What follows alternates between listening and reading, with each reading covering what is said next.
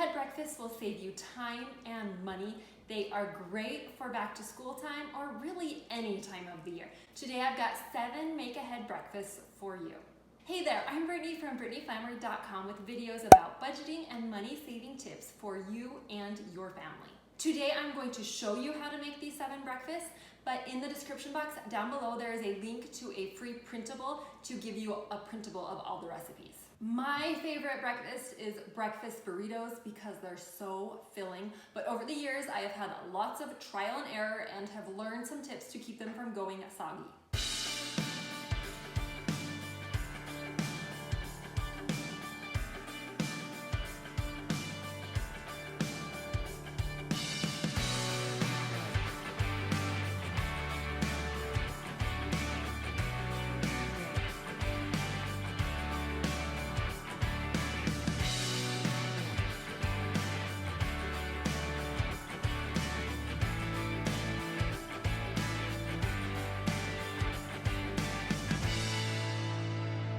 Make sure everything is completely cool. This will help prevent some of that sogginess. Also, you want to make sure you start by putting the cheese down first because this will absorb any of the moisture that's in any of the other ingredients.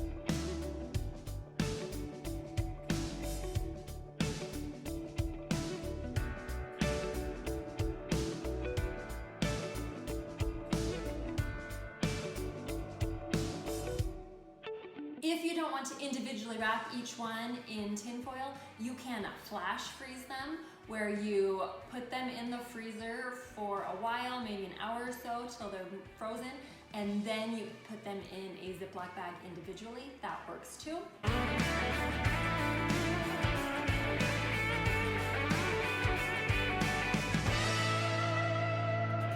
Refrigerator brand muffins are a staple at our house. You make a big batch up and put the dough in your fridge until you are ready to bake it, and it will last for several weeks. Now, originally this recipe was for raisin brand muffins, but not all of us like raisins at our house, so we just use bran flakes and make brand muffins. And then when you bake them, you can add in raisins or any other dried fruit that you want.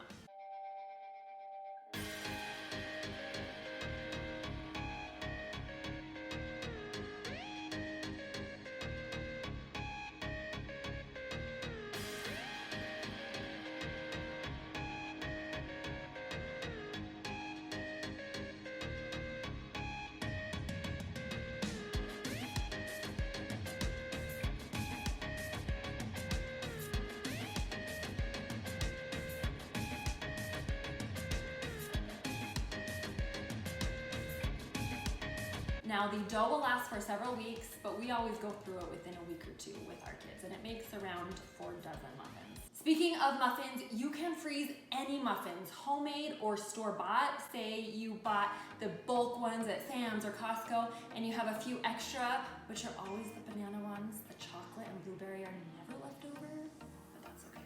They freeze well. Just make sure they are completely cooled, and then stick them in a freezer Ziploc bag until you're ready to eat them. Just warm them up in the microwave when you're ready.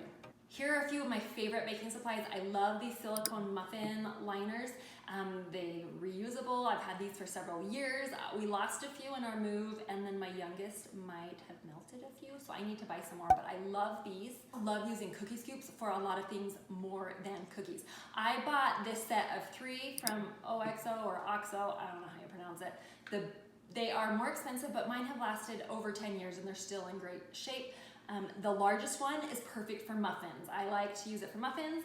The middle one makes like normal size cookies, and then the small one sometimes I like to make little mini cookies so my kids can have several instead of like just one. So I love those and use them all the time for muffins. I also love my nesting mixing bowls that I got on Amazon. They are great because they have all different sizes. So you can use them for a lot of different things. They are metal, so you can't stick them in the microwave, but they have lids, so I put them in the fridge. I use them so much. I love them. French toast sticks are one of my kids' favorites. They are a little bit more labor intensive, so I don't make them quite as often. They're more of a treat, but they're delicious.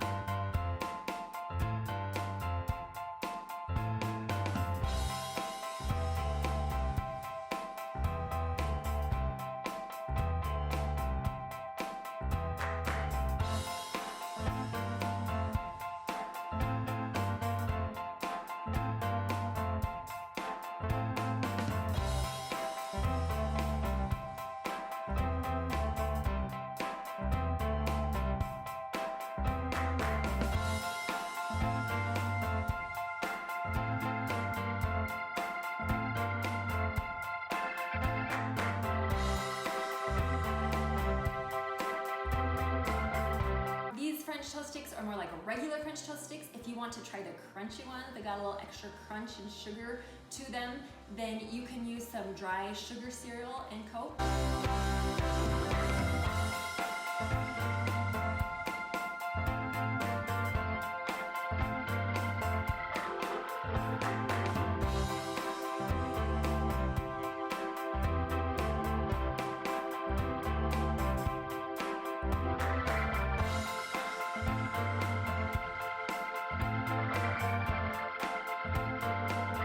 The best way to bake them is to set your cooling rack in your cookie sheet and then set them on top so it'll bake both sides a little bit more evenly. I don't have a cookie rack or cooling rack that fits in here, so I just put it down and it's okay.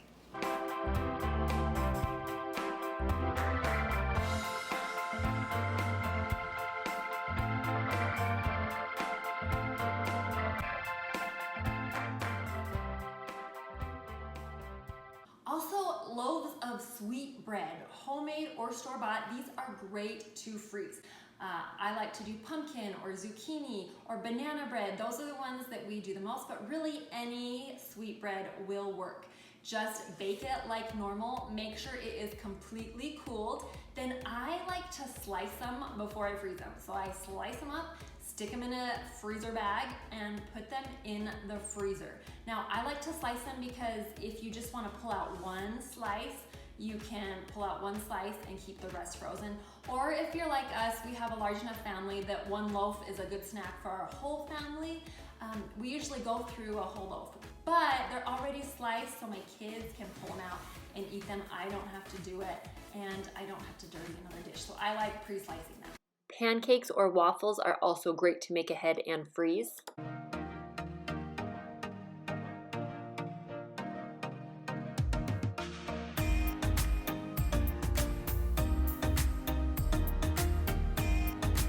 This fruit parfait is awesome. You start by making it the night before.